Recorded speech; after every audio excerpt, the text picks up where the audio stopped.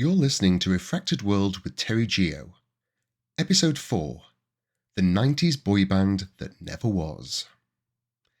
I left my job in TV to join a brand new four-piece boy band that failed before it even began. As mentioned in Episode 2, I started working in television the week after leaving school and quickly becoming the youngest director of a light entertainment guide for ITV at just 17 years old. But I had dreams and ambitions beyond working behind the camera. I wanted to be in front of it. Through my work with the BBC, I had many friends from many different departments, including children's acquisitions. Knowing one of my dreams was to be in a pop group, my friend from there told me about a brand new boy band which was forming, but one of the four members had to drop out, and they were looking to replace him. I applied and was auditioned in London that weekend, and was given the contract the same day. I took it home and my parents looked through the contract and advised me not to sign it. It was beyond terrible. I try to remember now, but it was something like, out of all the money the pop group would make, the four of us would get a share of 12% of it, or something like that. It worked out about £100 a week, but I didn't care. I was young and I really wanted to be in a pop group. So I signed it. Of course I did. It was a few months before I finished work in television, and as my show was contracted to the end of the year, I continued directing the show. And I just made it as fun as I always did, including the Christmas special, which was several pantomimes in the Yorkshire region. That was a really great episode to end on, actually. But I was working throughout the week in TV and then would travel down on a Friday night to London and stay with my friend Jason, because obviously I didn't have a house down there, and then do boy band things. And it was just so much fun, working in TV, and then on a weekend, I'm in a boy band. Well, not quite, almost in a boy band. We were doing boy band things. The first thing we did was go clothes shopping, which was kind of random, but the manager took us around lots of really swanky stores in London to pick our style. And yeah, it was the 90s, so you can imagine what the style looked like. Think of a cross between Take That and E17. And they were really expensive stores. I mean, like thousands upon thousands of pounds per person were being spent on our clothes. And yeah, they looked great. And that was one of the first trips. And it was at night, I remember, because it was all dark in the streets. And then the next weekend, we recorded the single. So we already had 3 singles ready to go, the backing tracks, and then the music was put on top, the singing was put on top. And I had a demo of the first track, Faith, which was to be our first single. And I listened to it, and then right at the very end, there was just music played it out. And I thought, I could write something for the end here. So I wrote a spoken word part to the end of the song, and then showed it to our manager the following week, where we're in the studio. I think it was a little recording studio in Holborn. And again, I'd been in recording studios before whilst working in TV for people doing voiceovers, but never in a recording studio. And, you get into the room and they really do have the glass panel there where you're looking at them and you've got the mic in front of you and it all painted in black. And so I showed it to the manager and he really liked the spoken word bit. So Max, who was the lead singer, always remember his name because my brother's called Max. He was from South Africa. He was the lead singer. And so I did there were really high-pitched RRs throughout the song that I put in there. And then the spoken word bit right at the very end. And I recorded it and it sounded really good. And we all got a cassette tape it wasn't the final one. This was meant to be the rough cut before the final, which would come out with the single the following year. So I have the rough cut, which at some point I put through to MP3, and now I still have the single. At the end of this podcast, I will play the entire song so you can hear yourself. And it was just an amazing experience being in the recording studio. And so we were meant to be recording, well, the first single was recording then, and then the following year we'd record the next 2. Because the whole plan of action was we would release this single, and then this 27-gig school tour we had booked was quite a common thing to do back then. So as a brand new group, you would go around the schools and get fans through schools And then you'd probably go to clubs and things like that and raise your profile that way. And so we had this gig already booked in, and as a group we were synchronized. We actually all got along. We all could sing, we all could dance, and everything was great. And then the following weekend we had a photo shoot, because on the 1st of January every year, I don't know if they still do this, the Daily Star had a full page where they would show all the new boy bands, all the new pop groups, that were coming out that year. And we were one of them. So we had this photo shoot with the Daily Star photographer. We were in there for about an hour and a half to 2 hours. And I don't remember which part of town it was in, but it was kind of a rundown area. And we get there and we had this, I was wearing a green paisley shirt, so 90s. And we had all these photographs together. I really wish that I had any copies left of those. We were given, well, actually, I took a Polaroid that was on the floor that was discarded. And at some point, I mean, this is how many years ago? 25 years ago? It's been lost to time, because back then, no digital and no internet either, which was a shame, because I would love to have a photograph from that time. But yeah, we had this elaborate photo session. And then the photographer at the end said, "Enjoy it while you can, boys, because in 2 to 3 years' time, you'll be an obscure band that nobody will know anymore." And I'm thinking, who does this? Who says this? We're all like, okay. But he's saying, oh yeah, pop groups come and go, and you'll, just enjoy it while you can. And we hadn't even started at that point. I'm thinking, is this what we're going to have to put up with? But then he was talking about all the different pop groups he's photographed over the years, and giving us horror stories of some, and then how nice other ones were. And that was nice, I suppose. There was some nice that he liked, but he was just a real downer. And then the other times we were in the actual office. They had quite a big office in central London, and we'd practice dancing and dance routines and things like all the things that a boy band would do. And then at Christmas that year, I was at my parents' house, and I think I was living there at the time. Well, I will have been, yeah. And we spent Christmas together, and then on Christmas, I don't remember anything of Christmas that year. I was just waiting for the 1st of January. And on the 1st of January, we bought the Daily Star newspaper, opened the page, and there were all the boy bands and all the pop groups, all of them except us. We weren't there. And I had no idea why. And I called the management company, nothing. They just didn't answer my call.